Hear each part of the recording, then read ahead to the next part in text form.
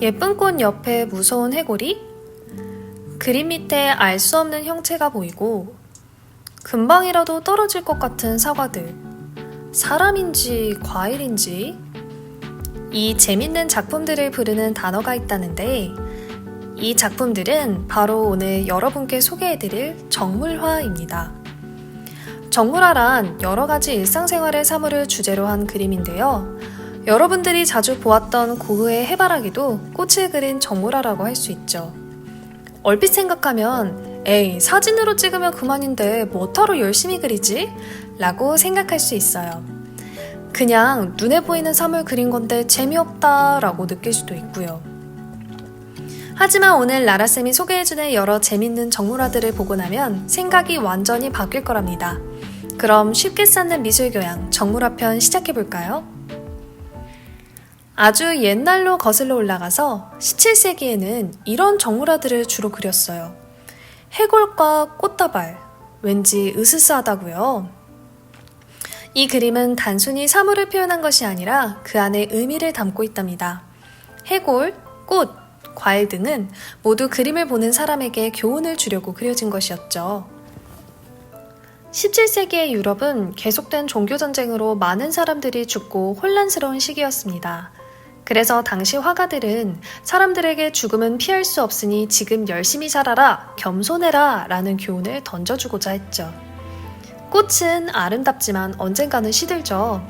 또한 옆에 보이는 진주 목걸이, 금화, 책 등 값비싼 것들도 죽고 나면 의미가 없죠. 또 담뱃대 밑에 종이에 글씨가 쓰여진 것 보이나요? 베니타스, 베니타투, 옴니아 베니타스, 헛되고 헛되도다, 모든 것이 헛되도다 라는 뜻이에요. 이때 이 바니타스는 사라지다라는 의미로 죽음을 뜻합니다. 그래서 이러한 정물화를 바니타스 정물화라고 불러요. 어때요? 뜻을 알고 나니 그림이 무언가 숭고해 보이죠? 왠지 도덕교과서를 보는 것 같기도 하고요. 또 다른 바니타스 정물화도 살펴볼까요? 이 그림은 홀바인의 대사들입니다. 이번엔 사람들도 같이 있네요. 양옆에 서 있는 이 남자들은 누구일까요? 나이는 몇 살 같아 보이나요? 부자일까요? 가난할까요? 이 두 사람은 20대 중반에 잘 나가는 엘리트들입니다.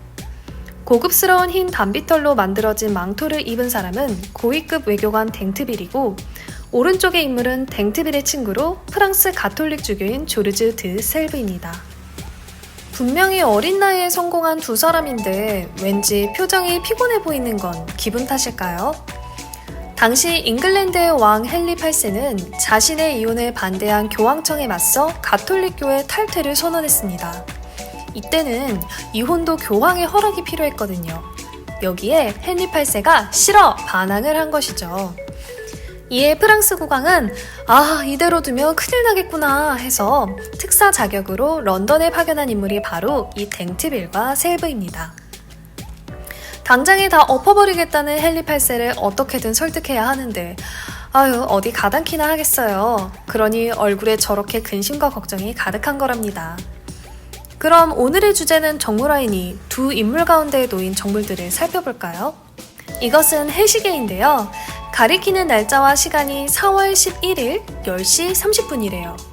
놀랍게도 이것은 헨리 8세와 왕비 캐서린이 이혼한 날을 나타낸다고 합니다. 그리고 지구의 옆에 악기가 보이는데 이건 류트라는 악기예요. 자세히 보면 류트의 줄이 끊어져 있는데 이 또한 유럽 종교계의 비상사태를 암시하는 장치였죠. 그리고 지구의 책, 삼각자 등등 이 모든 물건들은 그들의 풍부한 지식을 상징하는 정물들이랍니다. 또 맨 위쪽에 희미하게 보이는 이 물체는 바로 십자가입니다. 하느님 앞에선 다들 작은 존재라는 것을 말하기 위해 그렸다고 해요. 이 그림의 하이라이트, 맨 아래 요상하게 생긴 이 물체는 측면에서 보아야만 보이는 그림이에요. 바로 해골이에요. 왜 이렇게 그렸냐고요? 이 두 사람이 그림을 걸어둘 장소의 측면에 계단이 있었다고 합니다. 그럼 계단을 오를 때마다 이 그림을 보게 되겠죠. 그래서 일부러 측면에서 보아야만 해골이 제대로 보이도록 치밀한 계산을 통해 그린 것이죠. 이러한 기법을 외상 기법이라고 합니다. 이 또한 죽음을 기억하라, 너네 똑똑하고 돈 많지만 겸손해야 돼. 어차피 인간은 죽거든. 이라고 교훈을 주기 위해 그려진 해골인 것이죠. 이 그림은 정물을 묘사한 것을 넘어서서 화가의 의도가 가득 담겨 있습니다. 이러한 묘사를 알레고리식 묘사라고 한답니다. 자, 잠깐 정리해볼까요?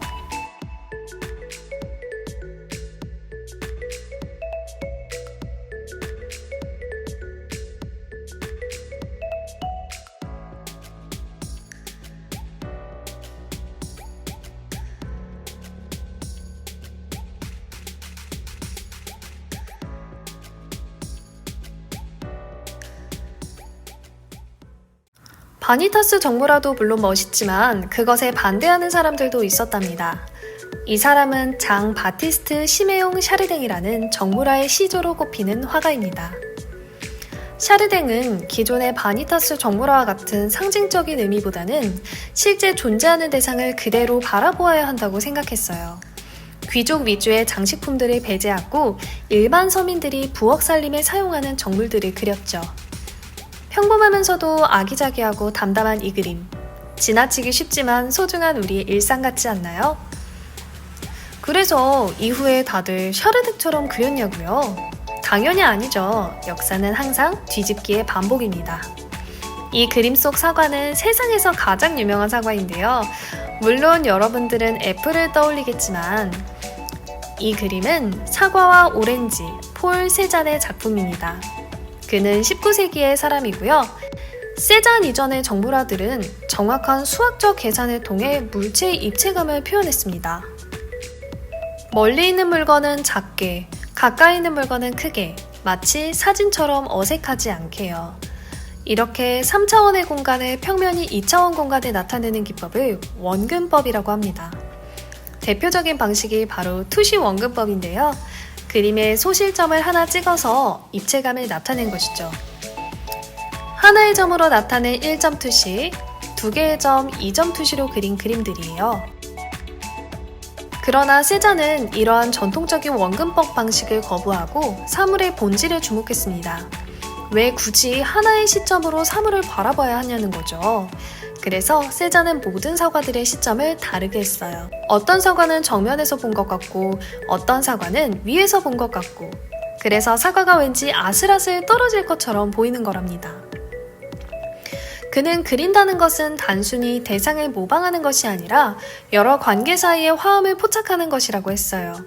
단순히 사과를 똑같이 그리기보다 여러 시점에서 해석하고 그들 간의 관계를 그의 목적에 따라 새롭게 배치하였죠. 그의 이 파격적인 시도는 현대 회화에 지대한 영향을 주었으며 파블로 피카소 또한 나의 유일한 스승 세잔은 우리 모두에게 있어서 아버지와 같은 존재였다 라고 말하기도 하였죠. 그럼 샤르댕과 세잔에 대해 정리해볼까요?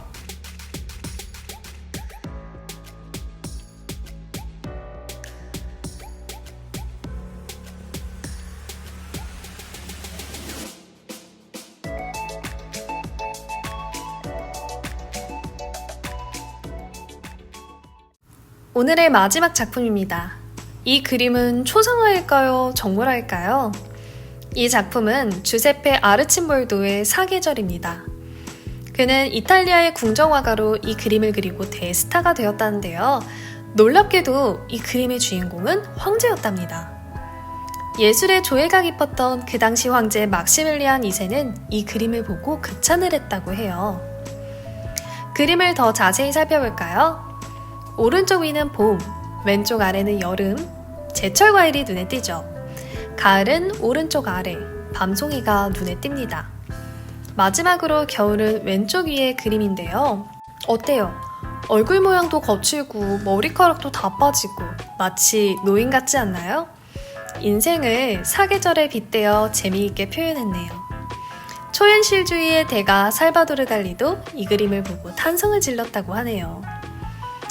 자, 오늘은 이렇게 다양한 정물화들을 알아보았는데요. 평소 무심하게 지나쳤던 정물화들이 사실 이렇게 멋진 의미를 담고 있을 줄 몰랐죠. 생각보다 참 재미있습니다. 라라쌤과 함께하는 이 시간이 여러분에게 미술로 다가가는 작은 발걸음이 되기를 바랍니다. 그럼 다음 영상에서 만나요. 라라쌤이었습니다.